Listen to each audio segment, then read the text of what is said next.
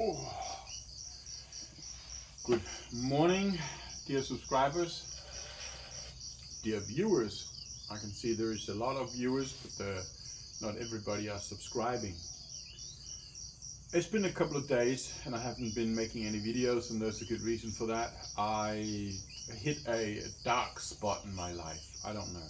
Well, I do know. It's sometimes, and I suppose there's a good reason for it in these days, that the mood just swings the wrong way. When I came to Thailand about 20 years ago, I was mania depressive, so I know how it works. Back then it was like I could have an up moment that just came out of the blue. All of a sudden I could just be in such a total bliss. Like I've never done drugs, so I don't know how that feeling is, but this was like a drug feeling, I suppose, where I could just be standing in a random place and get hit by this blissful feeling of happiness, absolutely beyond anything, and it was so good. But I also knew that within 12 hours of that happening, I would hit a dark spot. That dark spot would be so dark that if it wasn't for the fact that the heart was beating by automation, I would die. It's very difficult to understand, I suppose, if you haven't tried it, but there are certain things in my life that are always, without exceptions, normally would bring me happiness, and that is a good cup of coffee in a cafe in particular. So that's what I do every single day. That's my doses of happiness and tranquility.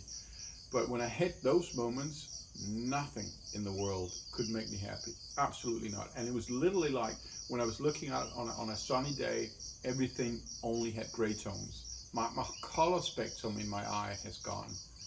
And but I came to understand that cycle of things, and I think that changed it because once I realized that it was like a bungee cord, that if you wanted it up, you have to accept it also had to come down. And the deeper I went, the higher my highs were. And when I realized there was this connection in between them, I started to say that I'm embracing the downs is not really the right word, but I started to relax in it, and I started to just embrace it as a fact of life that was giving me the highs too. And you could say the sad thing is, or the good thing is, that once I accepted that cycle, my mania depressive periods just kind of disappeared. I never got my real highs, I never got my real lows. Last time I had a real low was just around March last year, and that was one that initiated me to get the first blood test that came back without any problems, because I got the wrong blood test, if you've seen my videos. So my last few days has not been that deep, but they were there. But I'm crawled out of it, and one of the ways I'm crawling out of it now is to find ways to solve my problem. And I'm talking about my prostate issue, because I can feel that some of the reasons why I sometimes hit my low, it is when I feel like I'm doing status quo in my attempts to solve it, meaning there is no new initiatives, there's no new ways to do it, at the same time as I feel like things are progressing in the wrong direction physically with the disease. And then I get paranoid. It's like now I'm very proud because I've lost so much weight that for the first time in 25, 30 years, I'm able to do crunches. When I was doing track as the age of 16, 19 years old, I loved doing crunches. I loved to do push-ups. I loved, not push-ups, but pull-ups. I loved to do dips. And none of that have I been able to do because I've been overweight. And because I had a big stomach, I got diastasis recti, which is when the muscle in your abdomen is kind of splitting. So while in everyday life you couldn't see it, but when I was putting pressure on it, doing crunches for instance, then you would have the intestines kind of bulging out a little bit. That has all gone, so now I can do all these things. And that also means I'm exploiting that. When I do the fitness 3 times a week, I do crunches. And obviously, when you're doing certain kind of crunches, you get a little bit more tension in the muscles in the area where you might think there is prostate issues. And then my brain started working on, is that a bad thing or whatnot? And I also got problem with my blood pressure, and you adding that together with that, oh man, my mind just crawled into a big, very deep, dark hole. But we're out of it again, and we're out of it again because I have set myself a new target. I've set a new target for before the next PSA. I have started doing my ice plunging again because I realized that is very good for anti-inflammation. Oh, I know always that it was good for anti-inflammation, but it was too cumbersome with the ice, and I started doing these excuses that I can't do plunges anyway when it's overcast or it's cold because I need the sun to reheat, and paying $1 every time I have to do it doesn't sound like much, but for me in these day and age it is a lot. So I kind of just skipped out on it. But I've started it again, and I'm just like everybody else, or not maybe everybody else, but like a lot of other people. I'm sitting there like a little squealy girl the first 10, 15, 30 seconds because the water is very painful and cold. But I just saw a video the other day of somebody saying that they were not doing it just for the health benefit. They're doing it for the mind as well. And I thought that was interesting. And what he said was, when he got in there, instead of doing like everybody else in the cold water, he used that as a matter of teaching his mind to be under his control. Meaning when he gets in the water, he is suppressing that urgent to gasp for air, or it's cold and so on. But just go in there and be calm in your mind and stay calm in your mind. And this goes hand in hand with the next initiative that I'm doing, and that is the Joe Dispenza meditations. I'm going to do the research and look at the course as it is and work my way through that, although I already have extensive knowledge to it because I've done all the subtitling in Danish for it. Then I wanted, with the mindset of needing it for my treatment, I wanted to take a deeper look into it.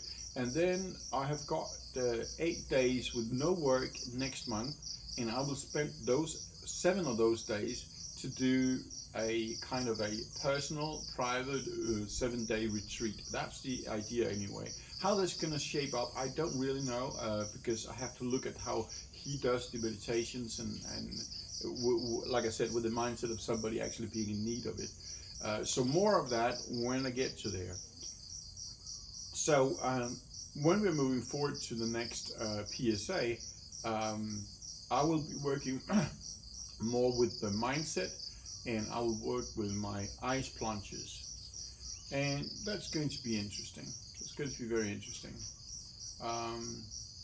Because one of the conclusions I have, and I can't remember if I mentioned it, excuse me if I'm repeating myself, but one of the conclusions I've made is that the supplements, not only am I running out of money, so I can't keep paying all the money that I pay for the supplements. I figured that I'm paying upwards of $1,000 a month just for the things that I am shoveling my mouth in terms of my direct treatment. But I also realized that is also just something that is aiding you in the progress, but aiding you if you are in your mind on the right track. Too many people are just taking a lot of supplements because they hear people say it's good and because it's natural, and then they do it and they pay it if they can afford it. But if your mind is not behind it, I don't believe it's to work. And I think that's one of my problems, is I'm getting too settled in with doing the right thing. So I get my curcumin, I get my black seed oil, I get my tutka, my seropeptase, and I get all the other things that I do. And because I do that, I can just lean back and let that do the work. But that's not the case. You gotta be mentally on top of what you're doing and really work with it.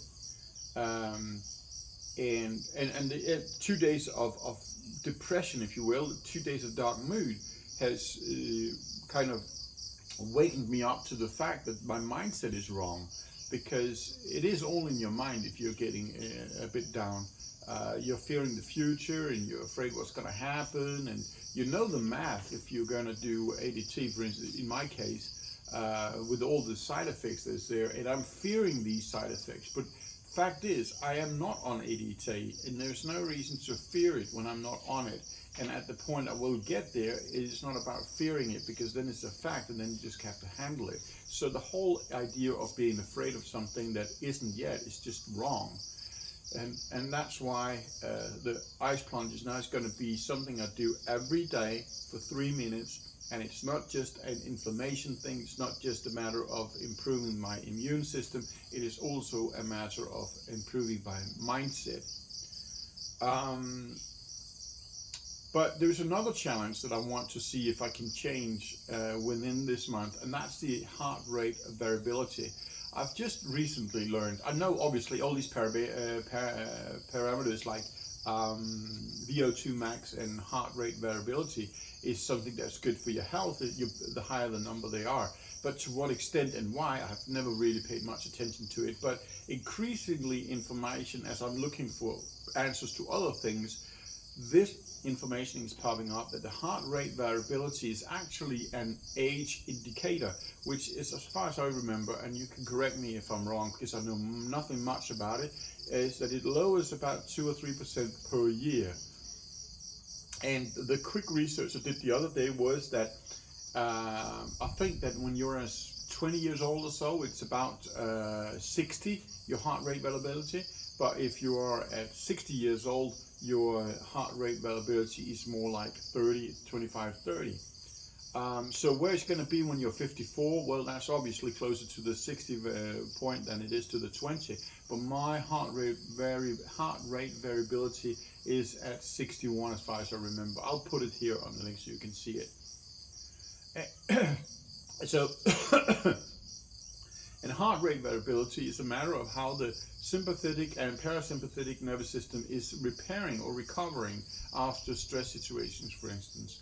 And as my heart rate variability shows, it is very, very, very good. So I'm very optimistic on that one. And it's a very good information to have because it does add to my positive mindset that I know that, yeah, maybe things is not really the way it should be, but in the things that I can measure, it is actually not just good, it is very good. My VO2 max is at 46, which for my age is the top 15% of everybody using the Garmin in the age of 50 to 54. And there I'm in the top of that one.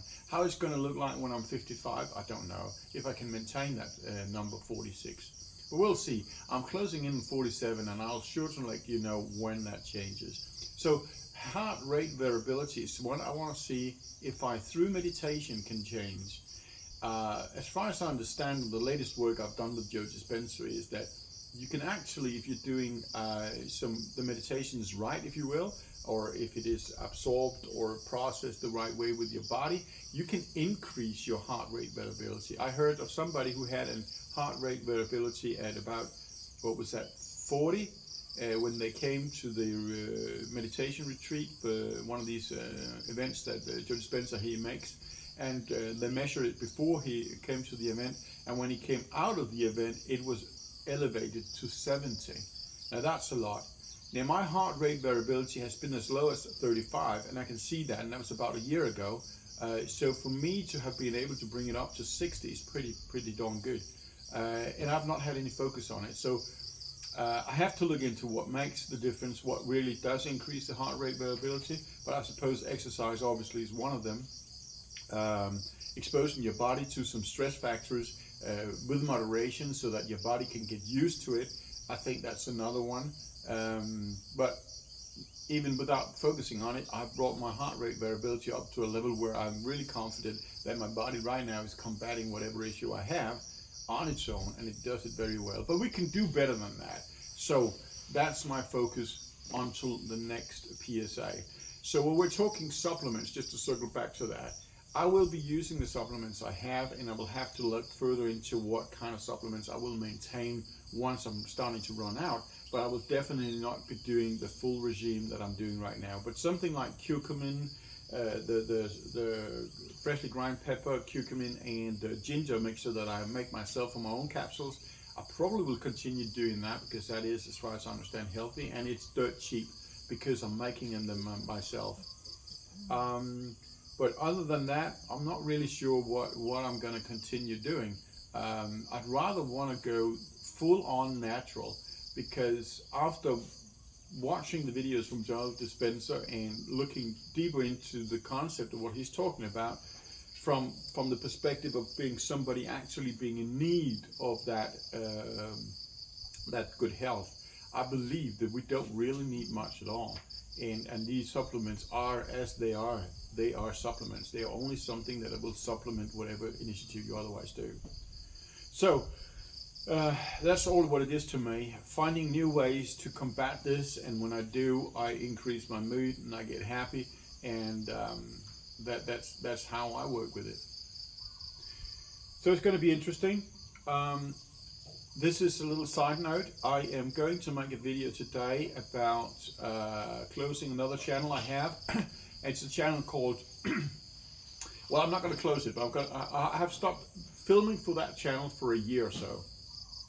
And now I'm just going to make my 1,500 subscribers that I have on that channel, make them, tell them why I haven't been posting for a year. Because I've had other subscriptions I've done before where I really was keen on following people, and then all of a sudden all the videos just stopped and there was no explanation. I didn't like that. So I kind of feel like I owe the subscribers to do this. That video is also a video where I'm going to post a little bit about some of the gear that I'm going to sell, and it's a Bushcraft Hiking Asia video. No, it's called Back on Trail. Sorry, that was the first name of it. Back on Trail.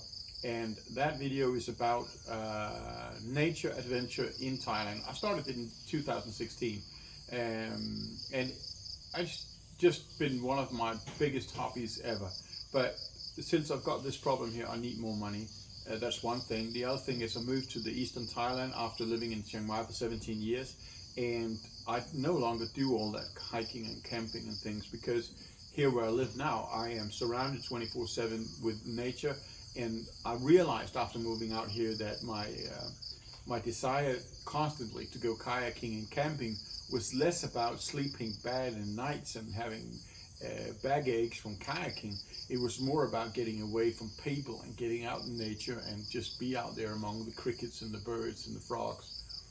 But moving to Isan, I got that, and I've got my own brick oven to make pizzas, and I got a fire pit, and I got an outdoor kitchen. So all the cooking that I love to do, I can do that here. So the channel really no longer has that mojo that I had before. So I'm selling out of my gear there, and if you are into camping and survival and kayaking and stuff like that, or if you just want entertainment, well, then there is a channel there you can take a look at. That video, I will put some of these things up for sale. But these things are predominantly for people living in Thailand, obviously, because the kayak can't ship that abroad. I'll put a link to that channel underneath my underneath this video here. Anyway, stay happy and healthy.